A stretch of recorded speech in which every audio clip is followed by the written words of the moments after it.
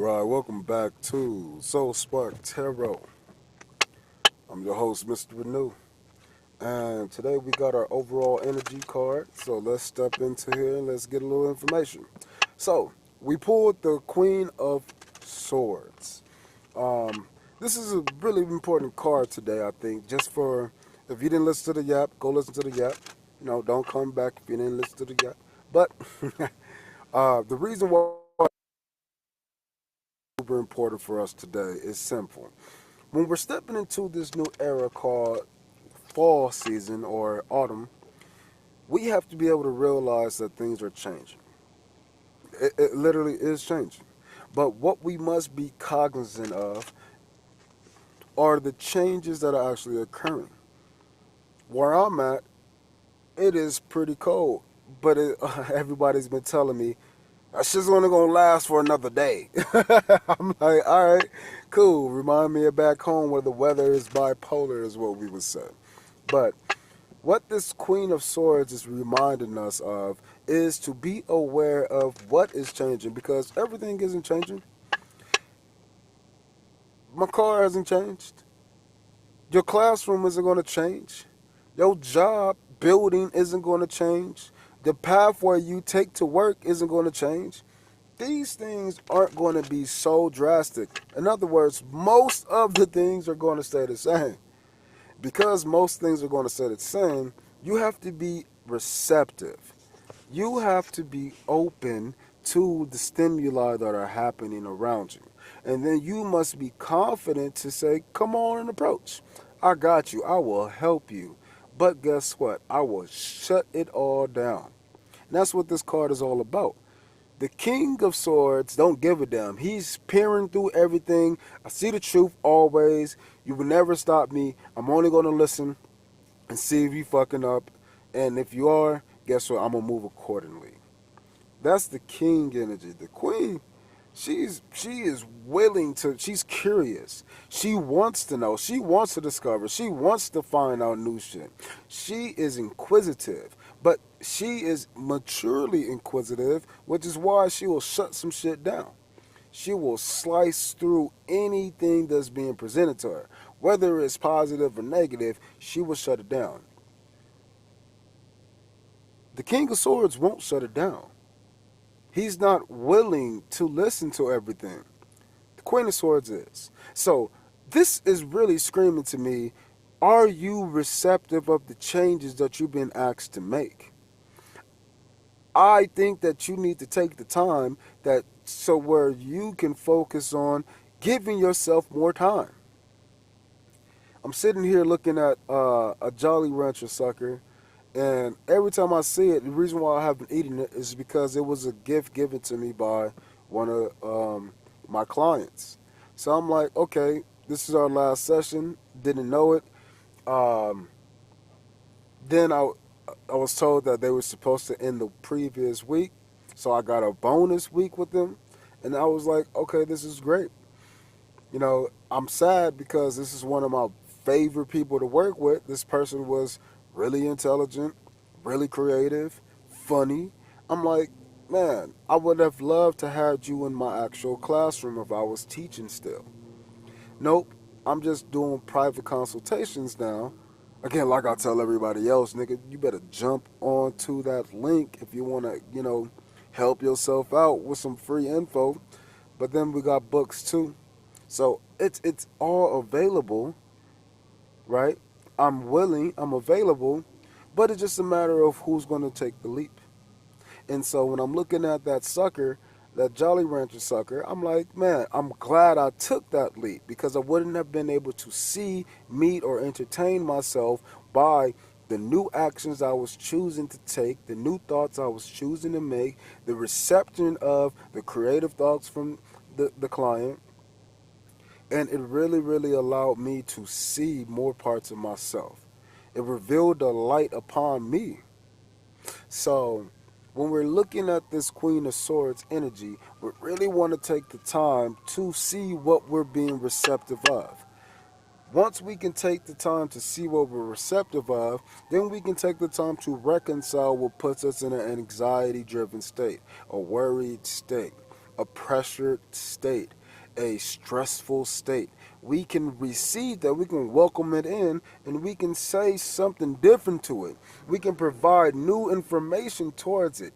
We can say, I see you differently. We can put new words on there, just like the verbal intelligence cues. I would never call that a dog. It's a perro, or it's a canine, or it's that damn animal, that motherfucking monster. Lots of ways to refer to the same objectives example, which was a dog, right? But because I am now receptive to new thoughts, I can say, oh, you call it a perro, I might call it a beast. But now we can change. Now we can start to change how we're viewing things. And we can exchange, see if we can get some more love out of it. It's amazing how that chorus right there behind it. Because when you have the perro and you have the beast, you get a new thing called both of them. You get both of them. You get both of these different aspects. You get to use both skills. So, the Queen of Swords energy, just before we finish up with the King of Pentacles energy, these two things are coming together to help us see where we can plant new seeds, where we can grow. But you can only grow things when you have cleaned up and left space for things. I, I think I'm going to start doing like reviews for social media. I think I'm going to end up shutting down my other channel and just focusing on this one. And this one is just going to include extra content, but the coaching and then the cards, I just love going through comment sections, man, and looking at all the variability behind how people communicate. And then I like looking at the aspects that they're looking at. What are they consciously focusing on to make them say those words? These are things that I do with my clients. I have to literally assess them with actual formal tests, and then I have to appraise them with my own judgments of where they need their adjustments, where they're strong at versus where they're weak at. And when I get the chance to see how many people cannot see how closely similar they are to others, it blows my fucking mind. And it makes me see everybody as little ass kids. Because little kids can't do that. So a lot of adults, they get angry and shit, bro, for no reason. They treat people bad for no reason. They are this way for no reason. And you can respond with your own anger, or you can find a new way. Let me give you a real world example. I went to a Panda Express on Thursday, and I had a bad experience at this Panda Express before. So, the previous, the lady thought she was doing something nice. She was telling me that the super greens has been out all day and it was nasty, and you wouldn't want to eat it. I'm not going to let you eat it. But for me, coming from where I'm coming from, first of all, you shouldn't have food that's not servable available to be served. Number two, don't fucking tell me what is good for me, what is not. You might think that because it's sat out for fucking 2 hours, it's not good. Me, I wouldn't give a fuck. There's people who wouldn't care if it was sitting out there for a day. Because guess what? Homeless people don't care. They want to eat something, right? So she just would not fucking give me what I requested. And I just wanted, like I told her, I just want to eat more vegetables. Why are you stopping me? Stop fucking trying to stop me from getting what I want. And she stopped me anyway, so I just said, fuck it.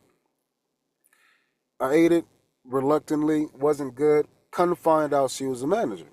So when I went in there on Thursday and I found out she was a manager, it was crazy because one of the employees who was just sitting there cleaning, crazy as fuck.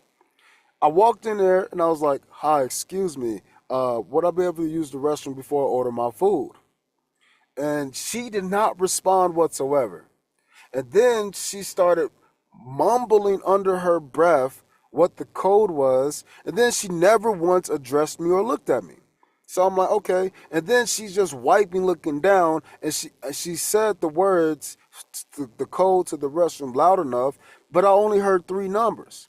So I'm like, only heard three numbers. I'm like, it's only three numbers? Really? Then she screamed at me, it's 257, whatever. And I'm like, really? And I looked her dead in her eyes and said, really? You what? Then I asked her, have you been having a good day? And just trying to be polite as I possibly could. But then, and I just walked off and I laughed, and she was like, are you still fucking talking? You're still talking? Like, she was just so aggressively inconsiderate, and she was a horrible customer service person. Terrible. So I went to go use the code, and the code didn't work. So I laughed, and I came back and said, I'm sorry, but the code didn't work. Can you come help me out? Then she came over and put the code in herself, and that shit didn't work. And then she put it in again, that shit didn't work. And so I'm like, look, man, talking to people is, you gotta give what you get. And she was like, you're still fucking talking? I'm like, what the fuck? So she goes and talks to her manager, and then the manager comes over. And the manager, the same lady who denied me my vegetables, she was like,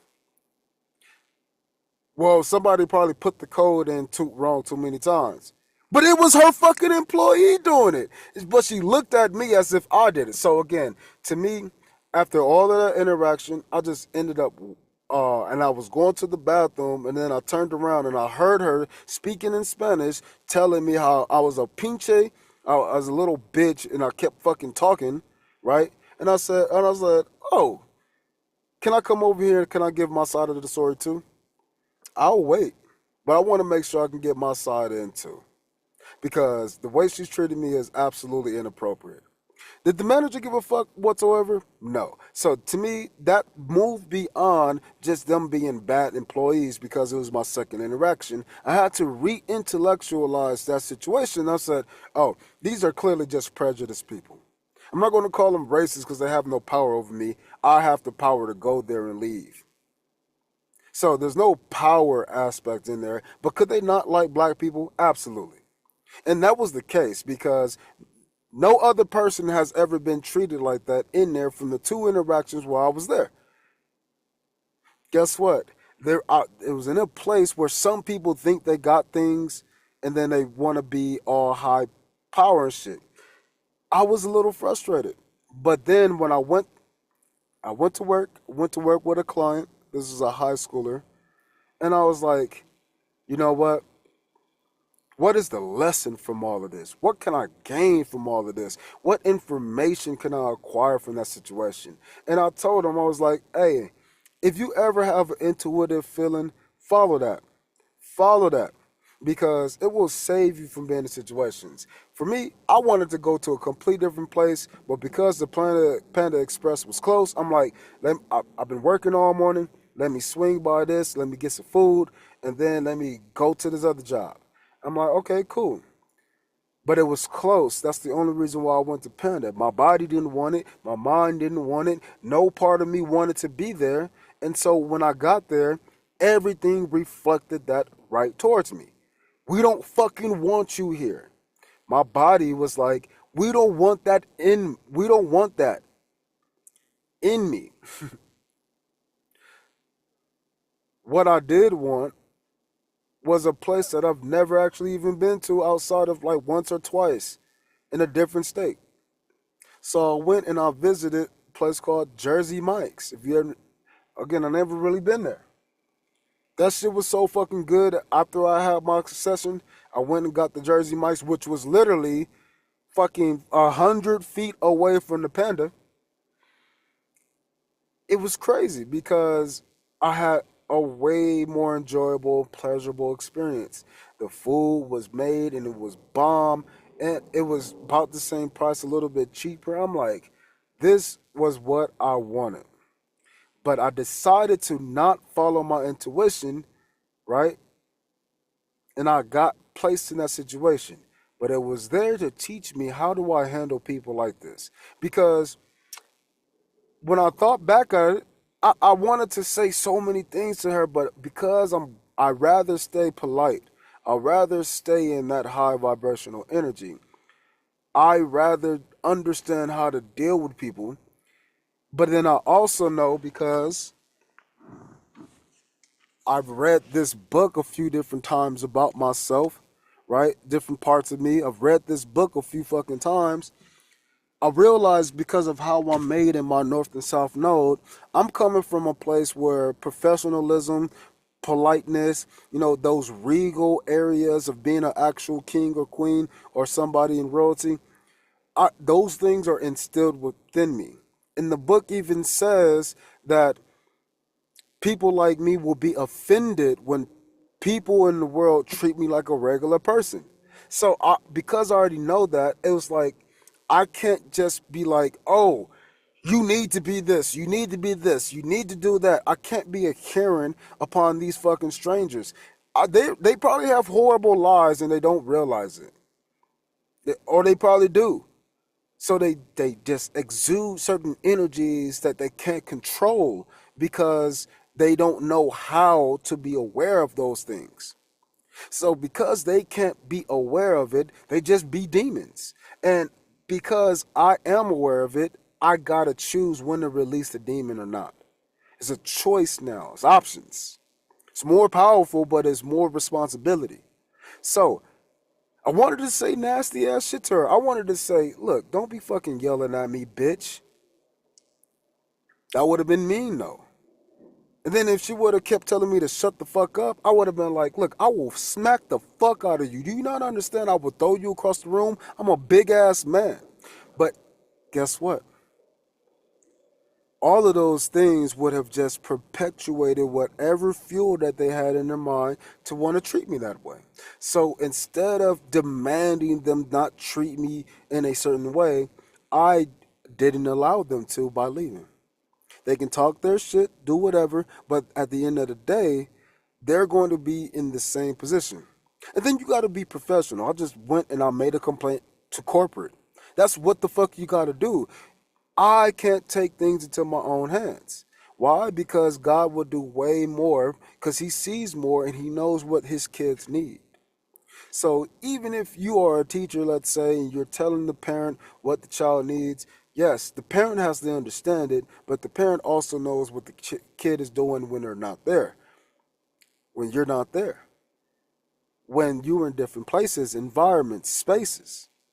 So because of that, it will allow us to understand how we can receive information where we can always cut it off. And it doesn't require us to always be mirroring other people. Most of the time when people treat you a certain way, it's you treating yourself a certain way. And all of that entire situation, all of that was just my body creating physical vessels, physical interactions to show me we don't want to eat this shit. That's it. That's all. That's how I view it now. I receive that. Again, I can get better at learning how to respond to people who are treating me, you know, rudely. But again, I can't keep in my mind that no, I'm not subjected to rudeness.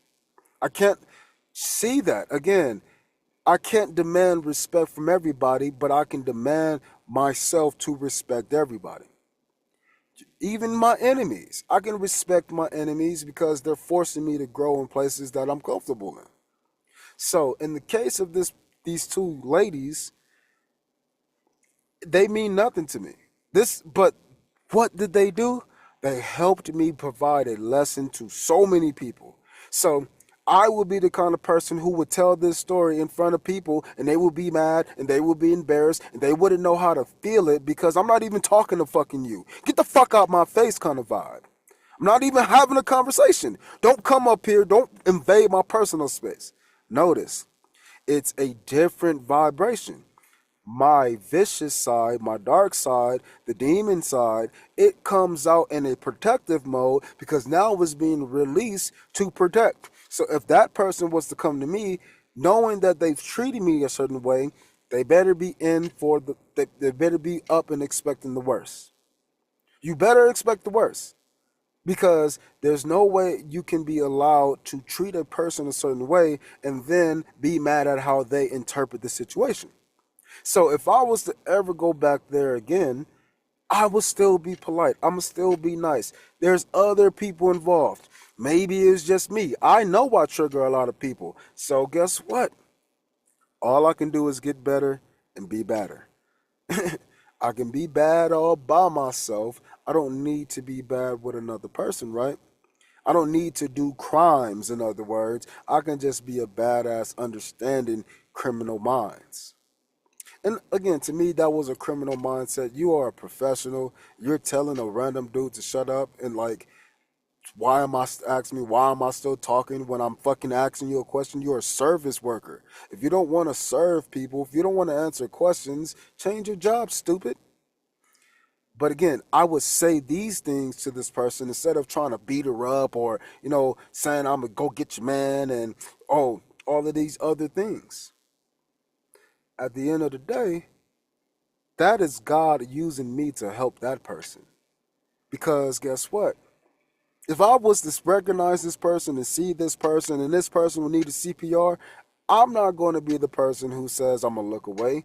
I'm going to go right the fuck up to her. I'm going to look her dead in her eyes and I'm going to say, why the fuck are you dying? Petty as shit. But that is, again, it's my choice. It will be my choice because of what I receive from this person.